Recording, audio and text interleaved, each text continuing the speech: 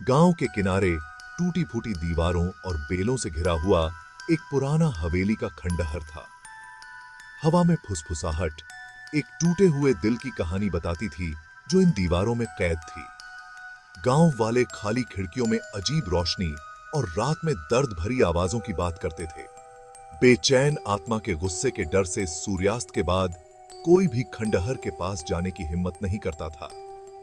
हवेली कभी एक शानदार घर था, हंसी और जिंदगी से भरा हुआ, लेकिन एक भयानक आग ने इसे खाक कर दिया। बस जले हुए लकड़ी के टुकड़े और दुखद यादें छोड़ दी। कहानी यह थी कि घर की मालकिन आग में जलकर मर गई थी, अपने प्रेमी को ढूंढते हुए जो युद्ध में गया था और कभी वापस नहीं लौटा। वे कहते थे कि उसकी आत्मा हमेशा के लिए अपने खोए हुए प्यार को खोजती रही। राधा, मोहन और सुमित सबसे अच्छे दोस्त थे। वे एडवेंचर पसंद करते थे और उनकी जिज्ञासा उन्हें अक्सर अनजान जगहों पर ले जाती थी। मुझे लगता है हमें आज रात खंडहर जाना चाहिए। तुम लोग क्या कहते हो? उम्मम, मुझे नहीं पता राधा। गांव वाले हमेशा हमें उन खंडहरों के बारे में चेतावनी देते हैं। हाँ राधा, वे कहते हैं कि वहाँ भूत है। शायद हमें सोचना चाहिए। अरे यार चलो, हम कहानियों को गलत साबित कर सकते हैं। हो सकता है कि कोई भूत ही ना हो। सुमित के रिजर्वेशंस के बावजूद राधा का उत्साह छुआछूत की बीमारी की तरह था। राधा के कॉन्फिडेंस से उत्साहित होकर मोहन मान गया और उन्होंने मिलकर सुमित को उनके नॉकटर्नल एडवेंचर में शामिल होने के लिए मना लिया। होने का था। ठीक है राधा, मैं तैयार हूँ, चलो करते हैं। ठीक है, लेकिन हमें केयरफुल रहना होगा। हम नहीं जानते कि हम क्या कर रहे हैं। उत्साह और थोड़े डर के साथ तीनों दोस्तों ने अपनी योजना बनाई। वे चांद निकलते ही गांव के किनारे मिलने के लिए तैयार हो गए। उनकी यूथफुल क्यूरियोसिटी और अननोन का थ्रिल उनके डर पर हावी हो गया। वे विस्परिंग रूइंस में अपने सफर पर निकलने के लिए तैयार थे। जैसे ही अंधेरा गांव में छा गया, तीनों दोस्त खंडहर की ओर चल पड़े। चांद की लंबी परछाइयां जाने पहचाने रास्ते को अनजाना और डरावना बना रही थी।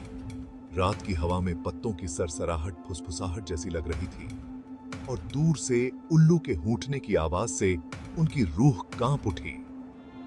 हर कदम के साथ खंडहर के करीब हवा भारी होती गई, सन्नाटा और गहरा होता गया। मुझे इसके बारे में कुछ ठीक नहीं लग रहा है दोस्तों। मेरा दिल जोरों से धड़क रहा है। जैसे ही वे हवेली के टूटे हुए दरवाजों पर पहुंचे, खंडहर से हवा का एक झोंका आया जिसमें एक दर्द भरी आह थी। जीर्ण शीर्ण इमारत उनके सामने थी। उसकी अंधेरी खिड़कियां उनकी आत्मा में झांकती हुई खाली आंखों की तरह थीं। हम इतनी दूर आ गए हैं, चलो आगे बढ़ते हैं। एक गहरी सांस लेते हुए राधा ने किरकिराते दरवाजे को धक्का दिया। तीनों दोस्त खंडहर के अंदर चले गए। उनके दिल डर और एक्साइटमेंट से धड़क रहे थे। जैसे ही दोस्त खंडहर में आगे बढ़े, मुख्य हॉल के बीच से एक हल्की इथेरियल चमक निकली। एक आकृति बनी, पारदर्शी और शिमरिंग। उसके चेहरे पर एक उदास भाव था। यह भूत था। उसकी आंखें एक गहरी लालसा से भरी थी। इडियट। मैंने बहुत लंबा इंतजार किया है। मेरा प्रिय युद्ध में गया था, वापस लौटने का वादा करके। मैंने इंतजार किया और इंतजार किया, लेकिन वह कभी वापस नहीं आया। भूत बोला। उसकी आवाज धीमी और उदास थी।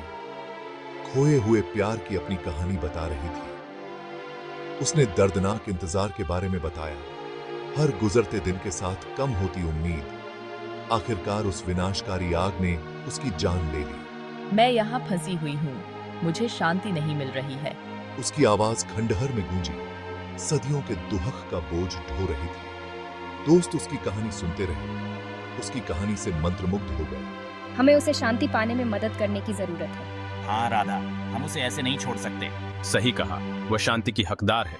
नए डिटर्मिनेशन के साथ दोस्तों ने दुखी आत्मा को वह क्लोजर दिलाने में मदद करने का संकल्प लिया जिसकी उसे सख्त जरूरत थी। हम आपकी शांति के लिए जो कुछ भी कर सकते हैं, करने का वादा करते हैं। भूत की दुर्दशा से प्रभावित होकर राधा ने मदद करने की पेशकश की। हाँ, हम आपको क्लोजर पाने में मदद करेंगे। जब तक हम आपको शांति नहीं दिलाते हम नहीं रुकेंगे। भूत की कहानी से समान रूप से प्रभावित होकर मोहन और सुमित ने राधा के वादे को दोहराया। मेरे प्रिय ने युद्ध में जाने से पहले मुझे एक लेटर लिखा था। भूत, जिसका इथेरियल रूप आशा की एक झलक के साथ चमक रहा था, ने बताया कि उसके प्रिय ने युद्ध में जाने से पहले उसे एक लेटर लिखा था। खंडहर के बाहर खड़े प्राचीन ओक के पेड़ के नीचे खोजो। उसने उन्हें खंडहर के बाहर खड़े प्राचीन ओक के पेड़ के नीचे खोजने का निर्देश दिया। नए पर्पस के साथ दोस्त भूत के निर्देशों का पालन करने के लिए तैयार हो गए। उन्होंने जिम्मेदारी की भावना महसूस की, इस दुखी आत्मा को क्लोजर पाने में मदद करने का मिशन। तो साथी, धन्यवाद, सचमुच धन्यवाद। भूत ने उन्हें धन्यवाद दिया। उसकी आवाज कृतज्ञता से भरी थी। उसके होठों पर एक हल्की सी मुस्कान आई, आशा का पहला संकेत जो उन्होंने उसकी उदास आंखों में देखा था। जैसे ही सुबह हुई, दोस्तों ने प्राचीन ओक के पेड़ के नीचे अपनी खोज शुरू कर दी। इसकी नाल्ट शाखाएं आकाश की ओर पहुंच रही थीं। इसकी जड़ें गांव के इतिहास से जुड़ी हुई थीं। उन्होंने डिलिजेंटली खोज की, गिरे हुए पत्तों और मिट्टी को ध्यान से छाना। मुझे लगता है मुझे कुछ मिला। घंटों खोज करने के बाद जैसे ही वे हार मानने वाले थे, सुमित ने जड़ों के नीचे आंशिक रूप से दबे हुए एक छोटे चमड़े से बंधे बुक को देखा। क्या यह वह लेटर हो सकता है जिसके बारे में भूत ने बताया था?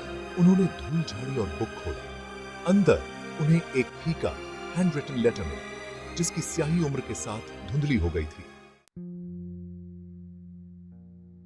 खंडहर में लौटने पर दोस्तों ने भूत को उनका इंतजार करते हुए पाया। हम लेटर लाए हैं, जैसा आपने कहा था। उन्होंने उसे लेटर दिया। उनके दिल उदासी और आशा के मिश्रण से भरे हुए थे। धन्यवाद मेरे प्यारे दोस्तों। भूत ने धीरे से लेटर लिया।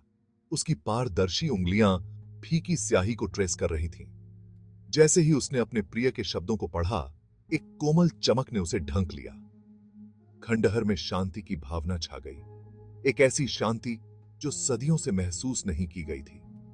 भूत मुस्कुराया, एक सच्ची मुस्कान जो उसकी आंखों तक पहुंच गई। एक नई सिरेनिटी बिखेर रही थी। उसे देखो, वो आखिरकार शांत हो गई है। दोस्तों पर एक अंतिम कृतज्ञता भरी नजर के साथ भूत फीका पड़ने लगा। उसका रूप सुबह की रोशनी में घुल गया। दोस्त विस्मय में देखते रहे, क्योंकि भूत को आखिरकार उसकी शांति मिल गई।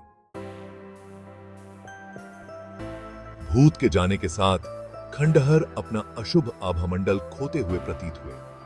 अंधेरे डरावने माहौल की जगह शांति की भावना ने ले ली। ढहती दीवारें अब खतरनाक नहीं लग रही थीं, बल्कि एक प्रेम कहानी के प्रमाण के रूप में खड़ी थीं, जिसे आखिरकार उसका समाधान मिल गया था। खंडहर में बदलाव को देखकर गांव वाले कभी डरावनी जगह के पास जाने लगे। वे नई शांति पर अचंभित हुए जो हवा में व्याप्त थी। रोते हुए भूत की कहानियों की जगह 3 साहसी दोस्तों की कहानियों ने ले ली, जिन्होंने खोई हुई आत्मा को अपना रास्ता खोजने में मदद की थी। खंडहर, जो कभी डर और दुहक का प्रतीक थे, स्मरण और शांत चिंतन का स्थान बन गए। गांव वालों ने मैदान की देखभाल शुरू कर दी, उपेक्षित जगह को एक सुंदर बगीचे में बदल दिया। 3 दोस्तों की कहानी पूरे गांव में फैल गई, जिससे दूसरों को अपने डर का सामना करने की प्रेरणा मिली। गांव वालों ने अपने खोए हुए प्रियजनों की अपनी कहानियां साझा करना शुरू कर दिया।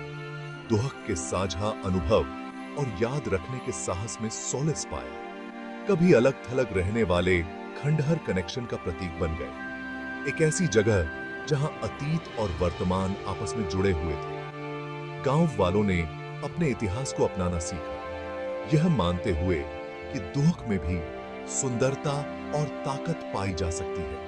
खंडहर एक जीवित स्मारक बन गया, प्रेम और स्मरण की स्थायी शक्ति का प्रमाण। गांव, जो कभी डर और अंधविश्वास में डूबा हुआ था, जागने लगा। भूत की मदद करने के साझा अनुभव ने समुदाय को करीब लाया था, एकता और समझ की भावना को बढ़ावा दिया था। उन्होंने सीखा कि अपने डर का सामना करना एक साथ असाधारण बदलाव ला सकता है। भूतिया खंडहर और 3 साहसी दोस्तों की कहानी गांव की पहचान का हिस्सा बन गई। इसने उन्हें याद दिलाया कि व्यक्तिगत और सामूहिक रूप से अपने डर का सामना करने से विकास और समझ हो सकती है।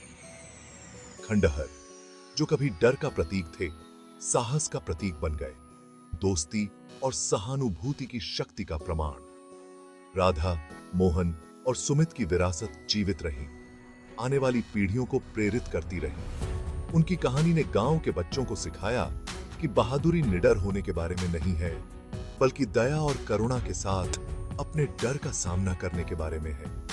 खंडहर साहस की परिवर्तनकारी शक्ति की निरंतर याद दिलाते हैं।